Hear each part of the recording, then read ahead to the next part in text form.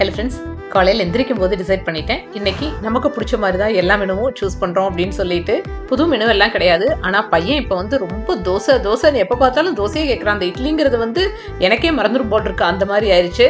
So காலையிலே decide பண்ணிட்டேன் இன்னைக்கு கம்பல்சரி நெடக்கலை சட்னி தான் செய்வேன். அதுக்கு நான் இட்லி தான் ஊற்றுவேன். சாப்பிட்றவங்க தாராளமாக சாப்பிடலாம். இல்லை தோசையே வேணும் அப்படின்னு நினைக்கிறவங்க நிச்சயமா இன்னைக்கு டிஃபன் இல்லாமல் தான் இருக்கணும். நான் தோசைக்கல் வைக்க போகிறது கிடையாதுன்னு ஷியூராக சொல்லிட்டேன். ஃப்ரீக்வெண்ட்டாக இட்லி செஞ்சாலுமே பிரணவ் அப்பப்போ ப்ளீஸ்மான்னு சொல்லி அந்த தோசை தான் வாங்கி சாப்பிடுவான். சரி நானும் சரி பாவமேன்னு சொல்லிட்டு ஊற்றி கொடுத்துருவேன். ஆனால் இந்த தடவை டிசைட் பண்ணிட்டேன், இன்னொன்று இந்த 2 டிஃபன் எல்லாம் செய்யறது கிடையாது. ஒரு டிஃபன் கம்பல்சரி என்ன செய்யணுமோ அதை தான் சாப்பிட்டு ஆகணுங்கிற மாதிரி சொல்லிட்டேன். இப்படியே கொஞ்ச நாள் குழந்தைங்க சொல்றதை கேட்டுட்டு நம்ம தோசை செஞ்சு கொடுத்துட்டே இருந்தோம்னா அந்த இட்லிங்கிற ஒரு விஷயம் அவங்க பிளேட்ல இருக்கவே போறது கிடையாது. டோட்டலாவே அவங்களோட மெனுல இருந்து அது ரிஜெக்டட் ஃபுட் லிஸ்ட்டுக்கு போயிடும். ஆக்சுவலா என்னோட ஃப்ரெண்டு அவங்க வீட்டில் இதே மாதிரி தான் பசங்க 2 பேருமே தோசைன்னு கேட்டுட்டே இருப்பாங்க.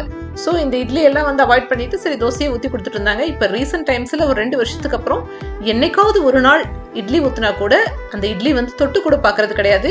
கம்பல்சரி தோசையே வேணும்னு ரொம்ப பிடிவாதம் பிடிச்சாவது தோசை வாங்கி தான் சாப்பிட்றாங்க. உங்க வீட்டில் யாராவது தோசை பிரியர்கள் இருந்தாங்க அப்படின்னா முடிஞ்ச அளவுக்கு இத்தனை தடவை தான் தோசை வாரத்தில் இருக்கும், இத்தனை தடவை இட்லி இருக்கும் அப்படிங்கிறத கரெக்டாக ஷெட்யூல் படி ஒரு ரூல் புக் போட்டு மெனுவை டிசைட் பண்ணிருங்க. லஞ்சுக்கு சாம்பார் தான், மிக்சட் வெஜிடபிள்ஸ் எல்லாம் போட்டு பண்ணிக்கலாம் அப்படின்னு சொல்லிட்டு. என்ன பொரியல் செய்யற அளவுக்கு இன்னைக்கு டைம் இல்லை அப்படிங்கிறதுனால எல்லா காயும் அதிலேயே போட்டுடலாம்னு சொல்லிட்டு என்னதான் மிக்சடா காய்கறி எல்லாமே போட்டாலும் பையனுக்கு சாம்பார்ல மாங்காய் போடுறது சுத்தமா பிடிக்காது. ஆனா என்னோட ஃபேவரேட் ஐட்டம்னு சொல்லலாம். சாம்பார்ல மாங்காய் இருந்துச்சு அப்படின்னு எனக்கு ரொம்ப ரொம்ப பிடிக்கும். சரி எப்பவுமே அவங்களுக்காகவே நம்ம ஏன் காம்ப்ரமைஸ் பண்ணணும்னு சொல்லிட்டு எனக்காக தனியா சாம்பார் கொஞ்சம் எடுத்துட்டு அதுல மாங்காயை போட்டு வேக வச்சு சாம்பாரே 2 விதமா பண்ணினேன். ஆக்சுவலா ஒவ்வொரு சமயம் தோணும் ஓகே எதுக்காக நம்மளுக்காக செய்யணும் அப்படின்னு சொல்லிட்டுலாம். ஆனா ஒவ்வொரு சமயம் மைண்ட் சொல்லும் நோ காம்ப்ரமைஸே பண்ண வேண்டாம், நம்ம லைஃப் தனி அவங்க லைஃப் தனி, நமக்கு என்ன பிடிக்குமோ அதையெல்லாம் நம்ம செஞ்சே ஆகணும் அப்படின்னு சொல்லிட்டு லைஃபையே காம்ப்ரமைஸ் பண்ணிக்க முடியாது. சின்ன சின்ன விஷயங்கள்ல கூட எனக்கு பசிச்சுதான் நான் முதலாளா சாப்பிட்டுருவேன். மற்றவங்க யார் சாப்பிட்டாங்க சாப்பிட போறாங்களா அதை பத்தி எல்லாம் எனக்கு கவலை இல்லை. ஸோ நம்மளுக்கான ப்ரியாரிட்டிஸ் எப்பவுமே நம்ம முதல்ல கொடுத்தாதான் மற்றவங்க நமக்கான ப்ரியாரிட்டிஸை கொடுப்பாங்க. மோஸ்ட்லி நான் யூஸ் பண்ணிட்டு இருக்க எல்லா குக்கரையுமே ஸ்டெயின்லெஸ் ஸ்டீலுக்கு மாத்திட்டேன்.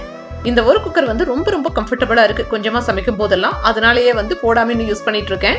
மெயின் திங் என்னன்னா ஸ்டெயின்லெஸ் ஸ்டீல்ல 2 லிட்டர்ஸ் எல்லாம் கொஞ்சம் அகலமா தான் இருக்கு, ஹைட்டா இல்ல. நானும் 2 லிட்டர்ஸ்ல கொஞ்சம் ஹைட்டா இருக்கிற மாதிரி தேடிட்டு இருக்கேன். எந்த பிராண்ட்லயும் பெருசா கிடைக்கல. உங்களுக்கு ஏதாவது தெரிஞ்சிருந்துச்சுன்னா கமெண்ட்ல ஷேர் பண்ணுங்க, இதையும் ரீப்ளேஸ் பண்ணிடலாம்.